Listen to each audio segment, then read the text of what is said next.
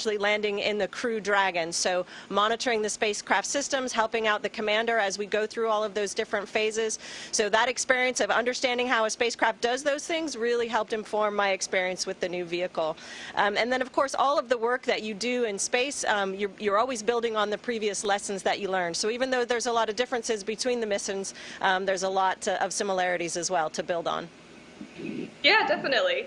So what was it like riding and living in the Crew Dragon versus your experience on the space shuttle?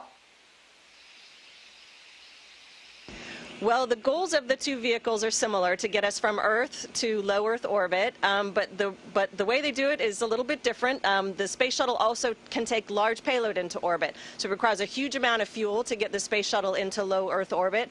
And the solid rocket boosters, when you first light off and get off the launch pad, you're kind of shaking, you're rocking and rolling, you feel a little bit like a rag doll.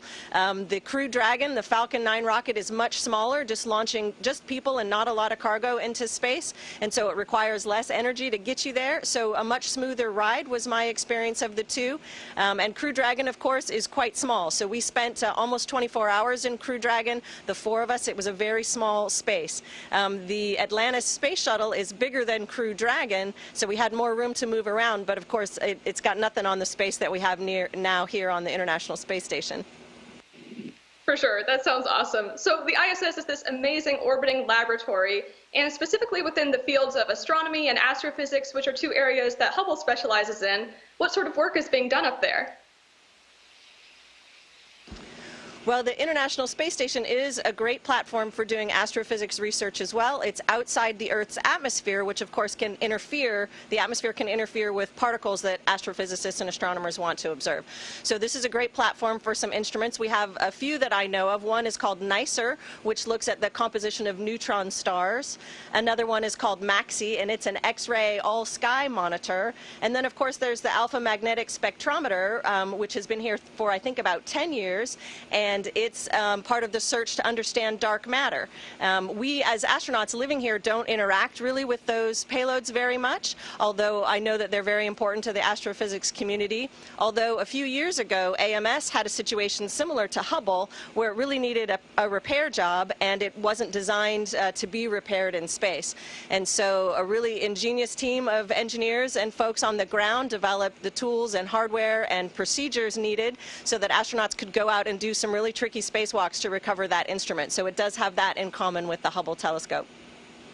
That's pretty cool. That's really interesting. So let's see, what are some of your main responsibilities and goals during your time up there? One of the really cool things about being an astronaut as part of an expedition crew on the International Space Station is it's kind of all your responsibility, right? So you have to help keep the space station running, so there's maintenance involved. So you're working on maybe the water reclamation system, or maybe you're working on the toilet. But you're also the hands and eyes and ears for the scientists on the ground that are sending their research into space. And so you're doing part of their research projects for them. Sometimes it's as simple as changing out cartridges in an experiment that runs independently, but sometimes it's as involved in thawing out, human cells and providing them with a treatment, and then incubating that, and then sampling it and preserving it to return that science to Earth, so the principal investigators can examine what they've learned by making use of this microgravity laboratory. So it really is, it's a whole lot of everything, which is really cool. Yeah, that sounds like a lot of fun. So going back to the last Hubble servicing mission, you were living inside the space shuttle for about 11 days, and now you've been living up on the ISS for a little over a month now. So have you noticed any day-to-day differences between what it's like living on these spacecraft?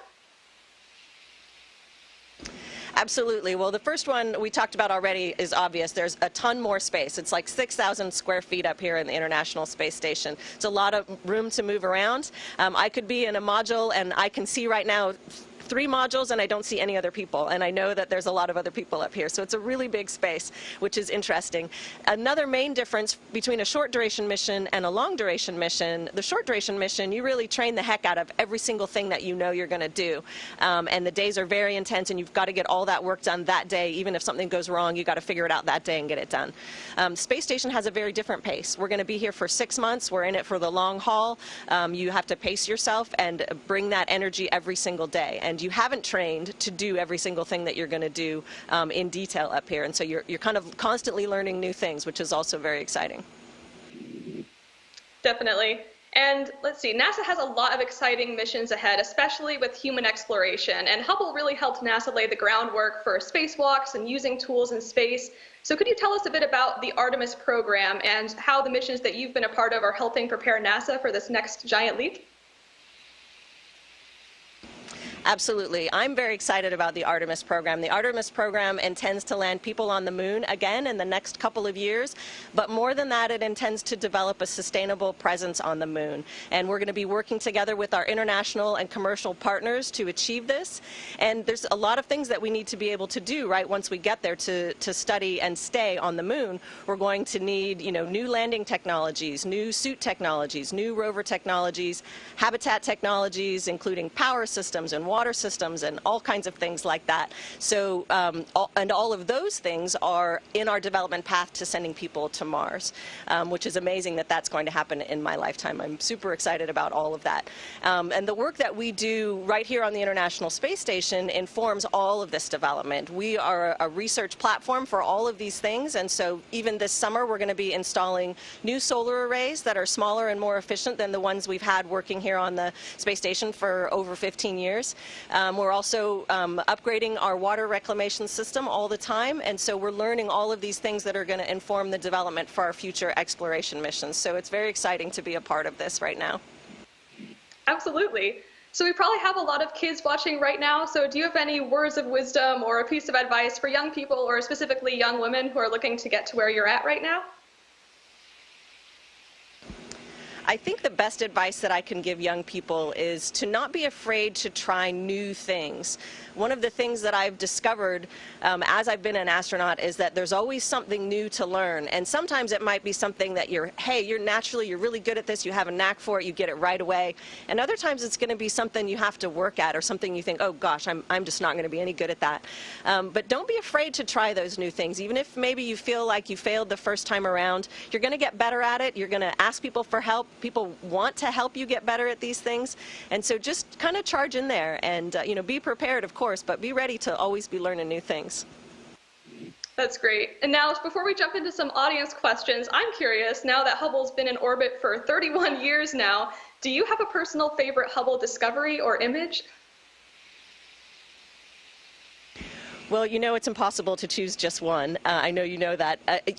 There's images that are beautiful just for the way they look and for what they make you feel. And then there's images that are amazing for what they tell us and what we have learned about the universe. So if I had to just choose one, I would say that one that really stands out for me is the ultra deep field image, which is an oldie but a goodie.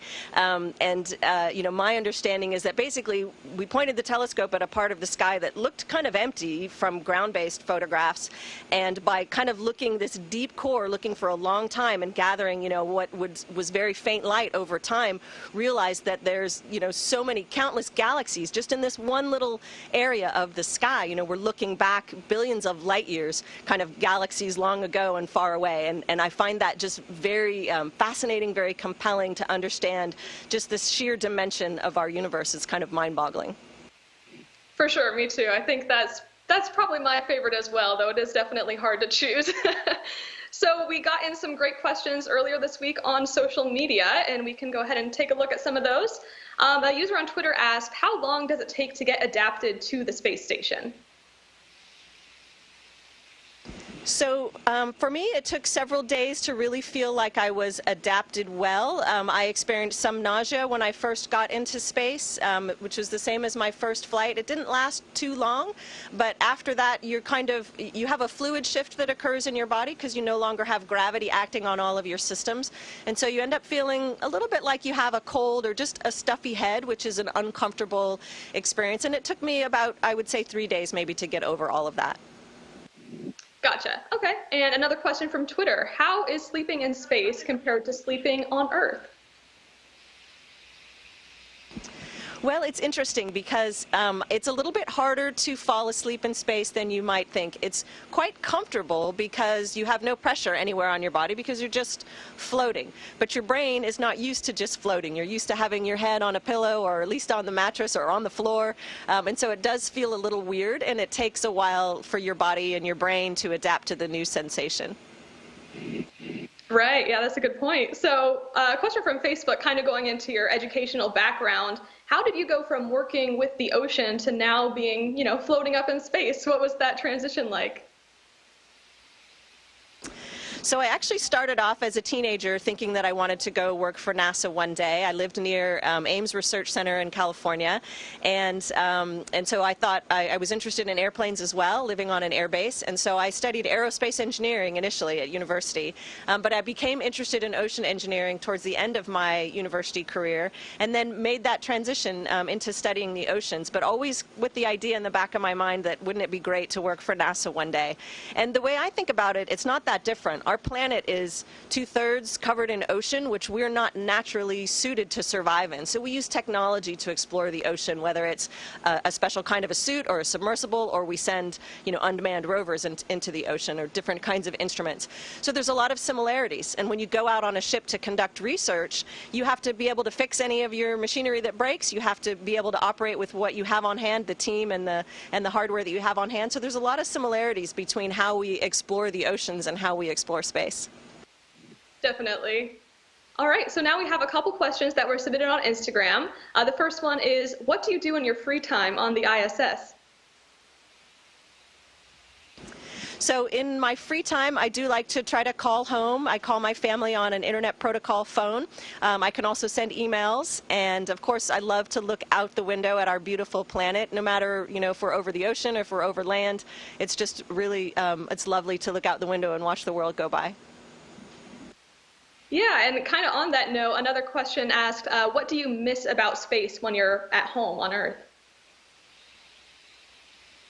Well, it's got to be floating. It really is such a remarkable way to move around. It's really, I know that I'm going to miss that when I'm eating dinner or maybe even reading a book. I can just kind of perch up on the wall. I can just hop over to the side and just find a nice little perch to sit. It's very comfortable. It's really fun. You can go fast. You can go slow. You can take, sharp corners. It really is, you never get tired of it. It's pretty great. Yeah, I bet. And we've also been receiving some questions live during this stream, so let's see if we can get to a couple of those now.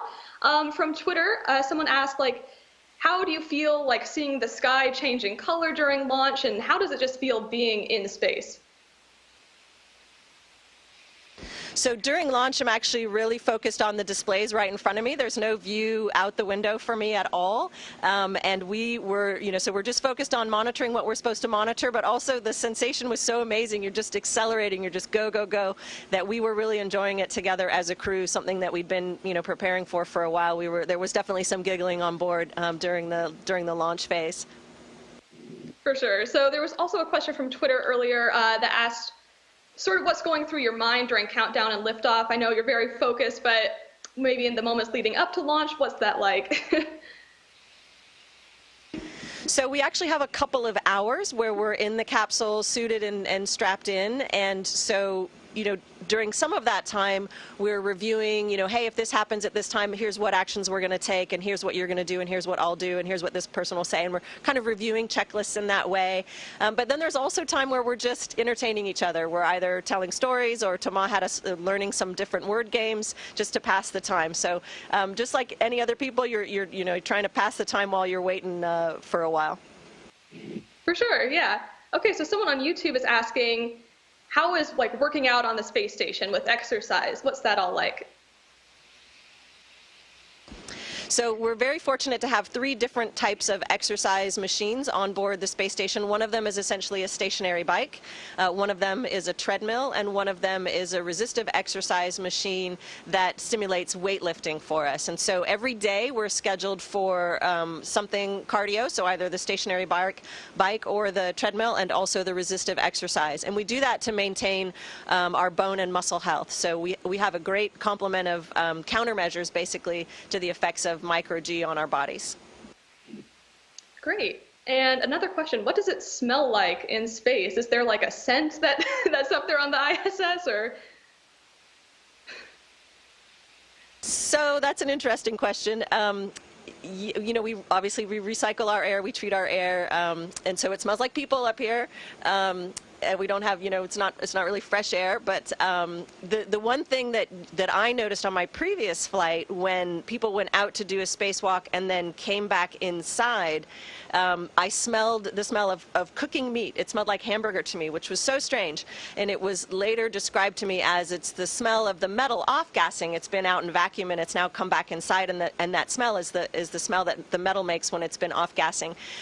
So I would say space smells like hamburger. Good to know. That's interesting. All right, I think we have time for one more question. So someone's asking, how do you get along with your crew members? What's the team environment like? We have so much fun up here that it's surprising to me that we have as much fun as we do, and we're getting paid for it. It's a really tremendous crew. These are the greatest guys you can imagine. We get along really well. We take care of each other. We look out for each other, and it's just a great time up here. That sounds terrific. All right, thank you everyone for sending in these amazing questions. Unfortunately, I think we're going to have to wrap things up for today and let Megan get back to work. But Megan, thank you so much for your time and for answering all of those questions. We really appreciate it. It was so cool to hear more about your time with Hubble and what you're up to right now. So best of luck with the rest of your time on the ISS. Elizabeth and everyone watching, thanks so much for joining us. Thank you for being interested in what we have going on the International Space Station. Never stop looking up. Awesome. Thank you so much. If you guys want to keep up with Megan, you can follow her on Twitter and Instagram at AstroMegan. And to keep up with Hubble news, you can follow us on social media at NASA Hubble on Facebook, Twitter, Instagram, and Flickr. Thank you so much for tuning in, and have a great rest of your day. Station, this is Houston ACR. Thank you. That concludes our event.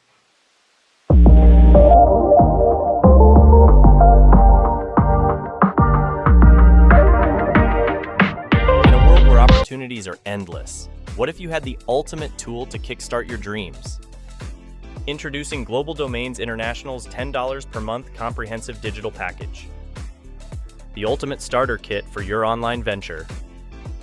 With your own .ws domain name, you get a unique and credible online identity. Stand out in the crowded digital landscape with a fresh, memorable address. Site Builder Plus offers you the power to create a stunning website effortlessly.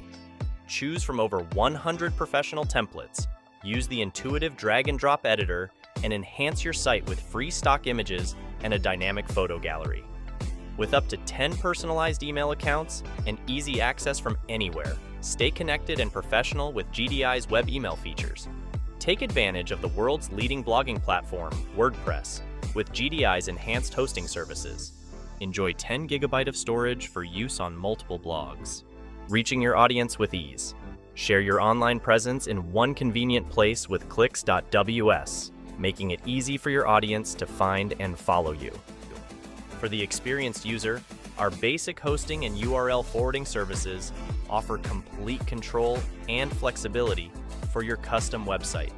Ensure your website's security with free SSL certificates, boosting your credibility and search engine rankings while protecting your visitors. Join our global affiliate program and earn with our 5-layer compensation structure. Enjoy additional bonuses and rewards as you grow with GDI. Empower your entrepreneurial journey with Global Domains International. For just $10 a month, transform your ideas into reality with the ultimate starter kit.